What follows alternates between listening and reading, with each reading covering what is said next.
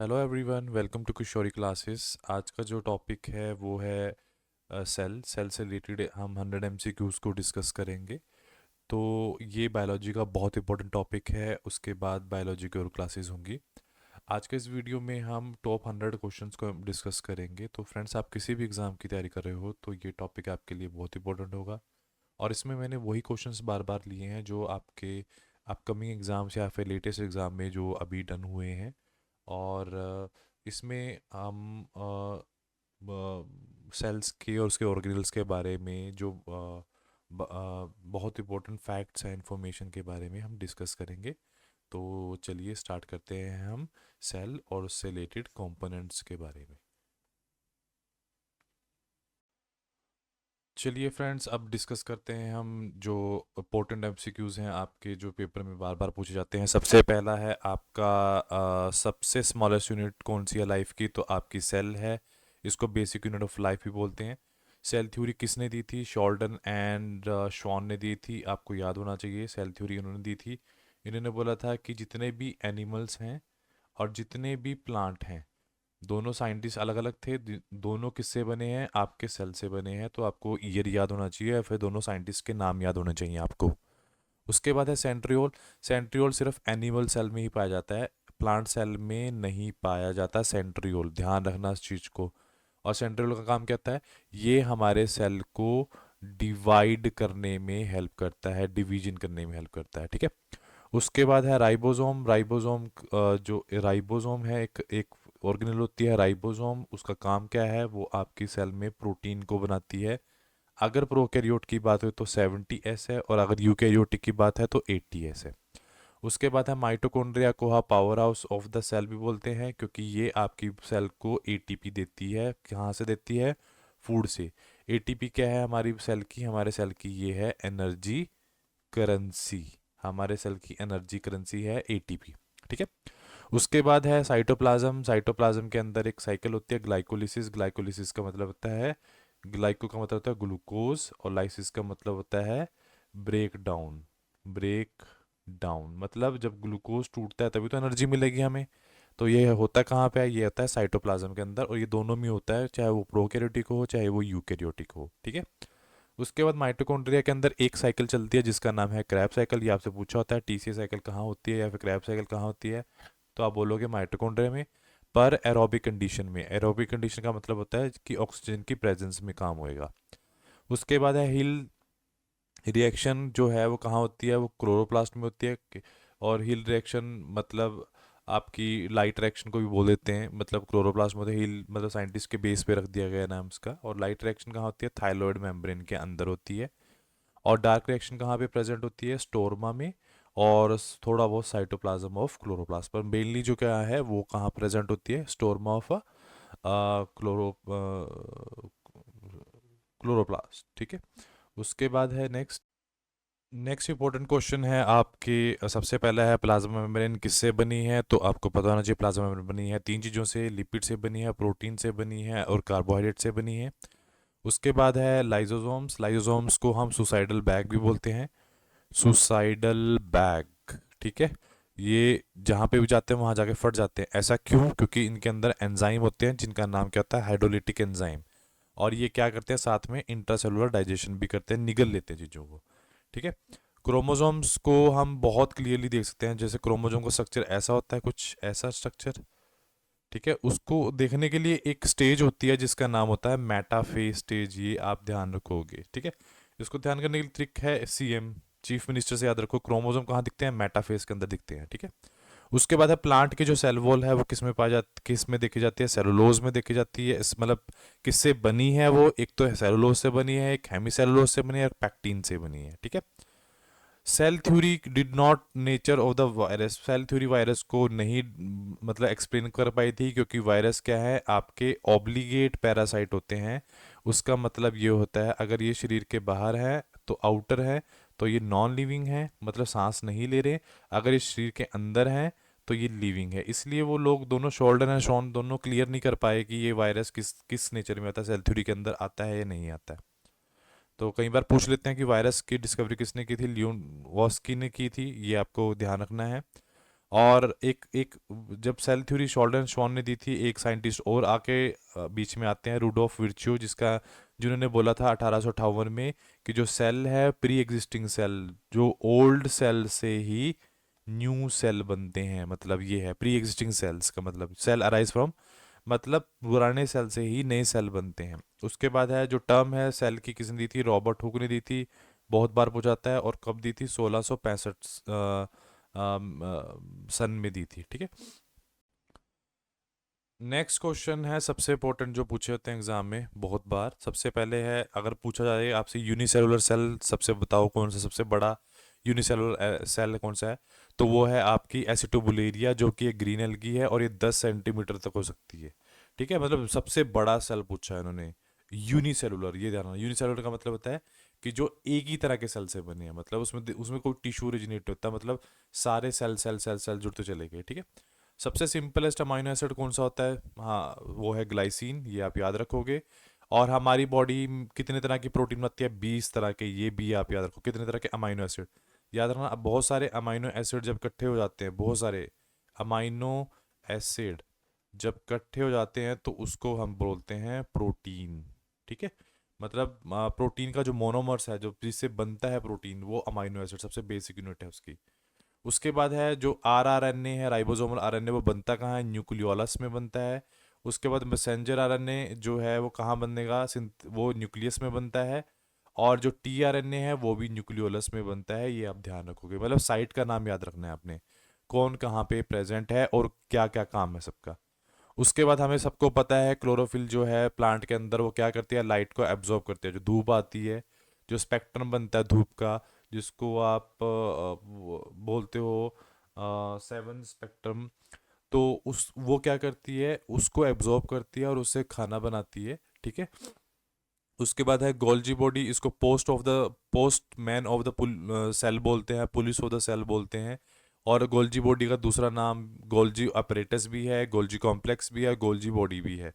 Golgi is the scientist name, और ये करती क्या है? अगर आपके सेल्स के अंदर कोई चीज़ गलती से इधर उधर हो रही है, पुलिस का काम कैसे है, तो ये ठीक करने में हेल्प करती है। तो मेनली इसका काम क्या होता है? ये पैकेजिंग में हेल्प करती है। कोई चीज़ अगर आपके सेल पैकेजिंग में और डिलीवरी में हेल्प करते हैं, कोई सेल को कोई चीज़ गलती से कहीं जा रही है तो उसको ठीक करने में हेल्प करती है। उसके बाद है सेंट्रियोल। सेंट्रियोल्स का काम क्या होता है? ये डिवीजन में हेल्प करती है, एक चीज़ तो ये ध्यान रखोगे। और सेंट्रियोल जो है वो सिर्फ एनिमल सेल में ही मिलती है, एक ये चीज़ ध्यान रखोगे। और पूछ लिया जाता है करता है क्या? ये स्पिंडल फॉर्मेशन की हेल्प करता है। आप लोगों को जब मैं आपको सेल डिवीजन कराऊंगा तो उसमें बताऊंगा स्पिंडल फॉर्मेशन होती क्या है। जब सेल डिवाइड करते हैं तो उसमें स्पिंडल फॉर्मेशन की जो हेल्प वो करता है, तो ये आपके आप लोगों ने देखा होगा ना, यहाँ पे 2 न्यूक्लियस होते हैं, यहाँ पे ऐसे ऐसे कुछ लगा होता है, ये तो ये आपके स्पिंडल फॉर्मेशन आपके सेंट्रियोल ही करते हैं जब सेल डिवीजन होती है, ठीक है।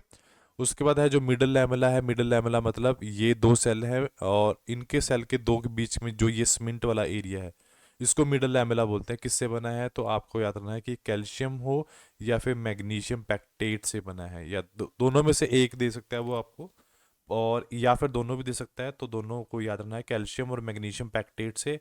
और हमें पता ही है जो बहुत बेसिक क्वेश्चन है कि सबसे लॉन्गेस्ट सेल कौन सा है? ब्रेन सेल है हमारा, ब्रेन जिसको हम नर्व सेल बोलते हैं, ठीक है। तो नेक्स्ट हम ध्यान क्वेश्चन करेंगे। नेक्स्ट क्वेश्चन है सबसे इम्पोर्टेंट जो आपसे पूछे होते हैं, वो है सबसे पहले है आपका जो सबसे स्मॉलेस्ट लिविंग सेल है वो कौन सा है? माइकोप्लाज्म। इसका दूसरा नाम है पीपीएलओ, जिसका नाम बोलते हैं प्लूरोनिमोनिया लाइक ऑर्गेनिज्म, ठीक है। और इसके ऊपर सेल वॉल नहीं होती, जिसकी वजह से ये सबसे स्मॉलेस्ट सेल गिना जाता है। उसके बाद जो ल्यूकोसाइट्स है वो कहाँ पाए जाते हैं? वो ऐसी जगह पे पाए जाएंगे। ल्यूकोप्लास्ट कहाँ पाए जाते हैं? ये प्लांट में पाए जाते हैं, ये पता होना चाहिए। ये ऐसी जगह पे पाए जाते हैं प्लांट की जहाँ पे आपकी सनलाइट की जरूरत ना पड़े, मतलब जहाँ पे धूप की जरूरत ना पड़े। तो ल्यूकोप्लास्ट जो है वो कहाँ पाया जाएगा? Roots of the plant. मतलब जब तभी तो उसकी रूट्स का कलर कैसा होता है? रूट्स का कलर कैसा होगा? अंदर से वो वाइट कलर की होंगी, क्योंकि वहां पे हमें चाहिए नहीं, हमें तो, क्योंकि जहाँ पे क्लोरोफिल नहीं होता वहां पे तो कलर आएगा ही नहीं कोई भी, ठीक है। और उसके बाद है नर्वस टिश्यू। नर्वस टिश्यू और एक आपकी जो नर्वस जो ब्रेन के सेल हैं वो लोवेस्ट रीजनरेटिव पावर रखते हैं। लोअर रीजनरेटिव पावर का मतलब ये है कि अगर एक बार वो खराब हो गए तो उसके बाद उनका दोबारा बनने की पावर नहीं होती। उसके साथ साथ एक और सेल है हमारे जो जो बहुत रेयर वो करते हैं, वो है कार्डिक सेल। जो हार्ट के सेल है उनके अंदर भी बहुत कम रीजनरेटिव पावर होती है, वो भी इजीली नहीं बनते। उसके बाद है प्रोटोप्लाज्म, को हम फिजिकल बेसिस ऑफ लाइफ बोलते हैं। अब प्रोटोप्लाज्म होता है क्या है? हमारे सेल में तीन चीजें होती हैं सबसे इंपॉर्टेंट। एक होता है न्यूक्लियस, एक होता है यहाँ छोटा छोटा बिंदु दिखाते हैं, इसको बोलते हैं साइटोप्लाज्म, और जो ये है इसको प्लाज्मा मेम्ब्रेन बोलते हैं, ठीक है ना। तो न्यूक्लियस और साइटोप्लाज्म को इकट्ठा कर दिया जाए तो दैट इज कॉल्ड प्रोटोप्लाज्म। ये आप ध्यान रखोगे। तो ये क्या है? फिजिकल बेसिस ऑफ लाइफ का मतलब ये है कि सबसे ज़्यादा जो हमारे हमारी जितनी भी साइकिलें चली होती हैं, जो भी काम चले होते हैं सेल में, ये यहीं पे चले होते हैं, इसलिए इसको फिजिकल बेसिस ऑफ लाइफ बोलते हैं। बट अगर पूछ लिया केमिकल बेसिस ऑफ लाइफ क्या है, तो कार्बन है। मतलब आपका कार्बोहाइड्रेट है, प्रोटीन है, फैट है, लिपिड है, वाइटामिन्स है, सबके अंदर कार्बन जरूर लगा मिलेगा आपको कहीं ना कहीं। तो ये केमिकल बेसिस पे सबसे ज़्यादा है। उसके बाद है आरएनए। मेनली तीन तरह का होता है, एक मैसेंजर आरएनए, एक राइबोसोमल आरएनए और एक ट्रांसफर आरएनए। उसके बाद है क्रोमोसोम्स। हमारे डीएनए के अंदर पाए जाते हैं क्रोमोसोम, और ये कैसे होते हैं? देखने में थ्रेड लाइक होते हैं। उसके बाद क्रोमोसोम के कितने तरह के होते हैं? ये 23 पेयर्स में होते हैं। और अगर हम बात करें 46 क्रोमोसोम होते हैं हमारे बॉडी के अंदर। और ये भी दो तरह के होते हैं। जो 22 पेयर हैं वो तो है ऑटोजोम।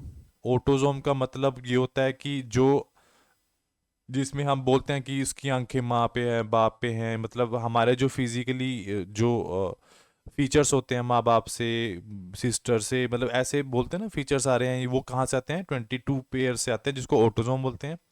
और एक होता है सेक्स क्रोमोसोम्स, मतलब एक पेयर सेक्स क्रोमोसोम। उसमें अगर फीमेल है तो एक्स एक्स है, और अगर मेल है तो एक्स वाई है। उसके बाद जो क्रोमोसोम है वो चार तरह के हैं मेनली। सबसे पहला है मेटासेंट्रिक। मेटासेंट्रिक। उसके बाद है सब मेटासेंट्रिक। उसके बाद है एक्रोसेंट्रिक। उसके बाद है टीलोसेंट्रिक। ठीक है। तो मेटासेंट्रिक देखने में कैसा होता है? V shape. टीलोसेंट सब कैसा होता है? ये एल शेप होता है। एक्रोसेंट्रिक मतलब जे शेप होता है। और टीलोसेंट्रिक ये आई शेप होता है। ये मेटासेंट्रिक में जो आर्म्स होते हैं, ये क्या होता है? ये वाला जो, इसको बोलते हैं सेंट्रोमियर। ये भी ध्यान रखोगे, कभी पूछ लें। और ये जो होते हैं, ये जो पूंछ सी होती हैं बाल से, इसको बोलते हैं क्रोमेटिड। क्रोमेटिड, ठीक है। CHROMATID, chromatid. सेंट्रोमियर के ऊपर ये पूंछ सी लगी होती है, क्रोमेटिड। तो कई बार पूछ लिया अगर आपसे तो क्रोमेटिड है क्या, तो आप बोलोगे सेंट्रोमियर के लगे, सेंट्रोमियर के ऊपर लगे होते हैं। तो मेटासेंट्रिक में क्या होता है? जो ये होते हैं आपकी पूंछ सी होती हैं, ये इक्वल होती हैं, मतलब ऊपर भी इक्वल है, नीचे भी इक्वल है। सब मेटासेंट्रिक में जो एक, जैसे ये सब मेटासेंट्रिक दिखा रहा हूं मैं, ये आपका है सेंट्रोमियर, इसमें ये पूंछ है, और जो नीचे वाली ये थोड़ी ज़्यादा लंबी है, मतलब ऊपर वाली थोड़ी शॉर्टर है, नीचे वाली थोड़ी लंबी है। एक्रोसेंट्रिक में क्या होता है? एक ये आपका सेंट्रोमियर एक बहुत छोटी है और नीचे वाली बहुत बड़ी है, ठीक है। और टीलोसेंट्रिक में क्या होता है? एक ही आपको लगेगा, एक ही तरफ है बस, मतलब एक ही एंड पे आपको क्रोमोसोम लगेगा। तो ये आपको क्रोमोसोम के बारे में याद रखना है, उसकी शेप कैसी होती है और कैसे काम करते हैं। और यही जो याद रखोगे कि आपके इसमें याद एक चीज़ और, यहाँ पे क्रोमोसोम के, जैसे ये क्रोमोसोम है, इसके एक पार्ट को अगर मैं पकड़ लूँ, इसको यहाँ पे इस पार्ट को, तो इसको आप बोलते हो जीन, ठीक है। जीन के अंदर बेसिकली आपका डीएनए होता है, ठीक है।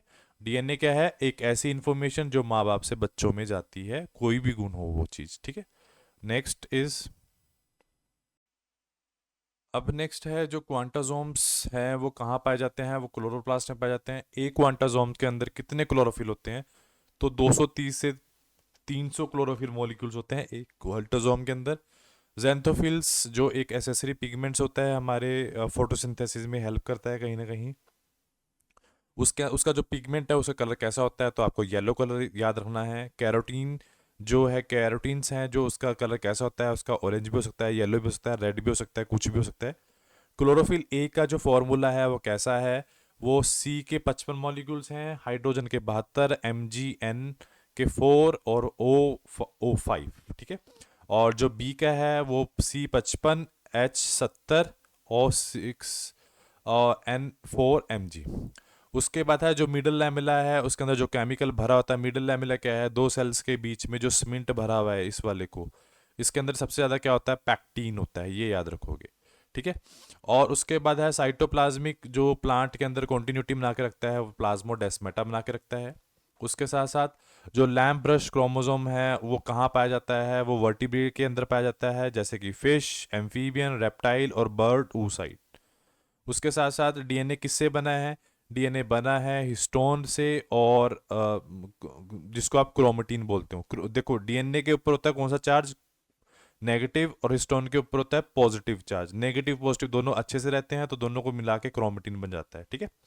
उसके बाद है लाइजोसोम्स, क्या शो करता है, बहुत ज़्यादा पॉलीमॉर्फिज्म। पॉलीमॉर्फिज्म का मतलब क्या आता है, अगर इसको दिखेगा कि इसका जो दुश्मन है वो उससे भी बड़ा है स्ट्रक्चर में, तो ये बहुत सारे लाइजोसोम्स इकट्ठे होकर उससे भी बड़ा स्ट्रक्चर बना लेते हैं, जिसको आप पॉलीमॉर्फिज्म बोलते हो, ठीक है। उसके बाद है अगर आपका ये सेल है, सेल के अंदर यहाँ पर आपका न्यूक्लियस है, यहाँ पे न्यूक्लियस है हमारा, इसके अंदर सारा डीएनए प्रेजेंट है।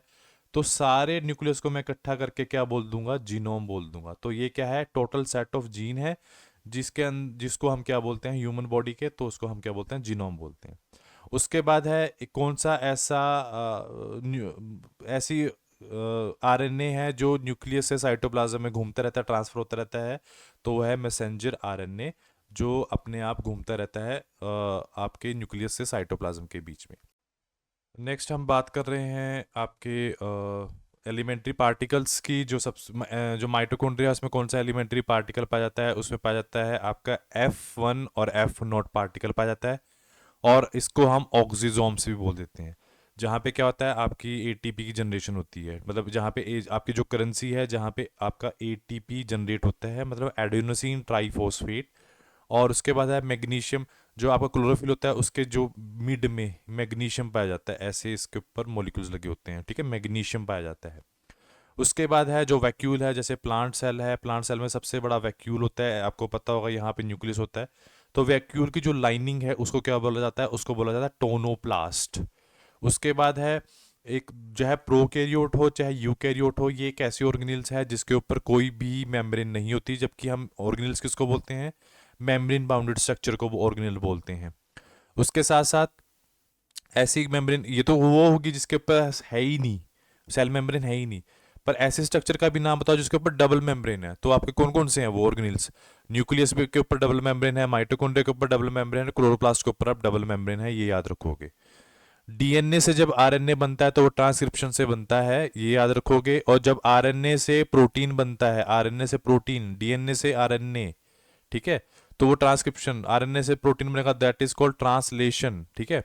और एंडोप्लाज्मिक रेटिकुलम क्या करता है, मैकेनिकल सपोर्ट देता है हमारे सेल्स को। उसके साथ साथ जो, अब देखो, जो माइटोकॉन्ड्रिया क्लोरोप्लास्ट है वो सबसे अलग सेल है, क्योंकि उनके पास अपना डीएनए है, अपना ही राइबोसोम है, मतलब उसको कोई फर्क नहीं पड़ता न्यूक्लियस से। तो हम ये कह सकते हैं कि उनके पास अपना एक्स्ट्रा सेलुलर डीएनए है, और जिसको आप साइटोप्लाज्मिक डीएनए भी बोलते हो, वो वो कहाँ पाए जाते हैं, माइटोकॉन्ड्रिया और क्लोरोप्लास्ट कहाँ पाए जाते हैं, हमारे मेनली जो यूकेरियोटिक सेल है उसके अंदर पाए जाते हैं वो, ठीक है। नेक्स्ट हम बात कर रहे हैं किसकी, बात कर रहे हैं हम माइक्रोट्यूब्यूल्स की। माइक्रोट्यूब्यूल्स किससे बने हैं, ट्यूबलिन से बने हैं। माइक्रोट्यूब्यूल्स क्या करते हैं, हमारे सेल को फ्रेमवर्क देते हैं। और क्लोरोप्लास्ट एक ऐसी ऑर्गेनिल्स है हमारी प्लांट सेल के अंदर, जो क्या प्रोड्यूस करती है, जो ऑक्सीजन प्लस ग्लूकोज दोनों बना रही है। आपने पढ़ा होगा C6O2, जिससे glucose is equal to oxygen बनती है, लास्ट जो बाय प्रोडक्ट बनता है। और उसके साथ साथ जब फूड से हम एनर्जी बनाते हैं तो उसको मेटाबॉलिज्म बोलते हैं। उसके बाद एक न्यूक्लियोसोम। न्यूक्लियोसोम का मतलब क्या होता है, देखो आपका जो डीएनए, एक न्यूक्लियोसोम क्या होता है, आपका एक हिस्टोन प्रोटीन होता है ऐसे, उसके चारों तरफ ऐसे करके एक हमारा डीएनए रैप होता है। तो हमारे एक सेल के अंदर कम से कम 2 मीटर डीएनए प्रेजेंट होता है। तो वो कैसे रैप होता है, तो जो डीएनए है उसके ऊपर कौन सा चार्ज है, डीएनए के ऊपर तो है नेगेटिव चार्ज, और जो हिस्टोन प्रोटीन है उसके ऊपर कौन सा है, पॉजिटिव चार्ज, ये आपको याद रखना है। तो उस वो जो हिस्टोन प्रोटीन है वो 8 है, जिसको आप क्या बोलते हो, उसको ऑक्टामर बोलते हैं, ऑक्टामर। तो उसमें दो दो कॉपी होती है, H2A की दो कॉपी, H2B की दो कॉपी, H3 की दो कॉपी, H4 की दो कॉपी।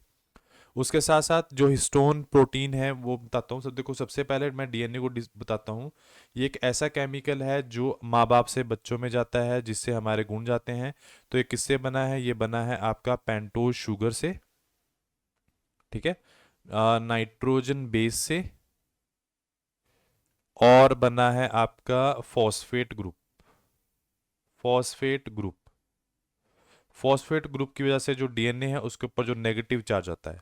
जो नाइट्रोजन बेस है ये दो तरह का होता है, आपका प्यूरिन और एक होता है पिरामिडीन, ठीक है।